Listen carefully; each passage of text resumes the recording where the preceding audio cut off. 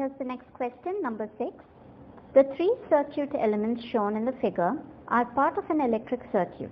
The total power absorbed by the three circuit elements in watts is dash. So we have here the circuit given, and you will notice that we have three batteries.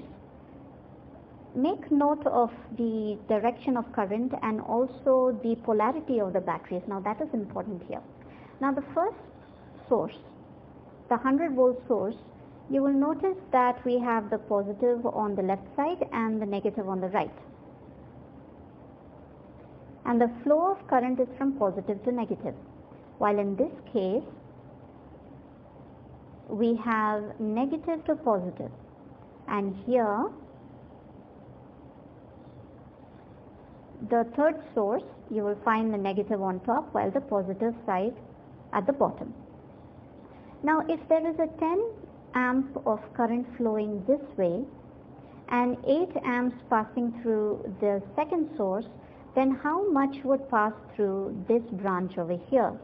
Now consider this node, let's call it node A. Now recall the basic Kirchhoff's current law. What does that statement say? That statement says that the algebraic sum of the incoming currents at a node equals the algebraic sum of the outgoing currents. So in this case, if we consider the node A, the incoming current is 10 amps. So what would be the outgoing currents here? If this is 8 amps, then the rest of it would be passing through this branch here, and that would be 2 amps. Do you see? So that's 10 amps coming in, 8 and 2 going out. So the question here asks about the total power absorbed. Now in order to find out the total power absorbed, we will have to consider a couple of things. One, we find out the power of at each source. So we find out the power at 100 volt source, the power at 80 and the power at 15 volt source. And then we find out what type of power is at each of these sources. So we'll do that step by step. Let's start by finding out the power at each source. Okay? So first, at 100 volt source, what is the power? Let's call that P1. Now the power is, we know that the very basic formula of power, that is the product of voltage and current.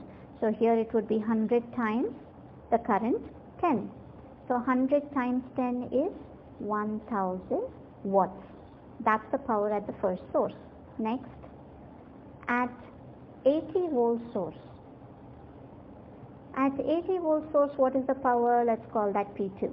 That's 80 times 8, 640 watts. And next, at 15 volt source,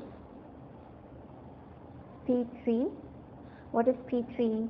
Here we will have to multiply 15 times 2, which is 30 watts.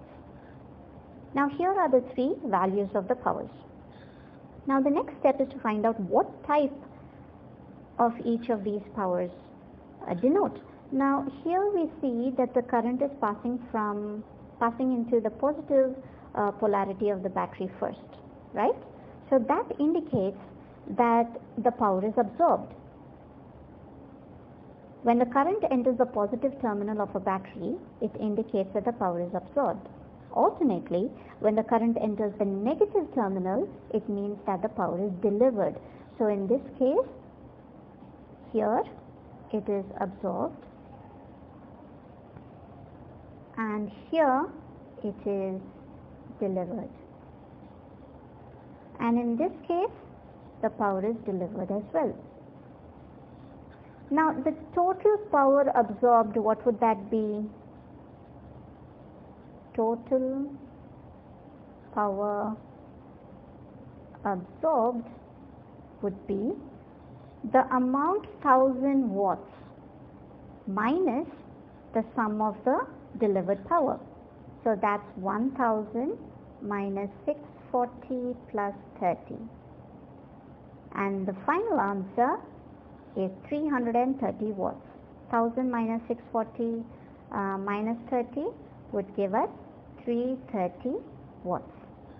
So here, since this is not a multiple choice question, the final answer would be entered as 330. Well, this is the final solution, and I hope it has helped. Thank you for watching this video. For future videos, please click here to subscribe YouTube channel. Visit our site thesis123.com for free student project or research ideas and online training. Follow us Facebook, Twitter, Google+, and Pinterest.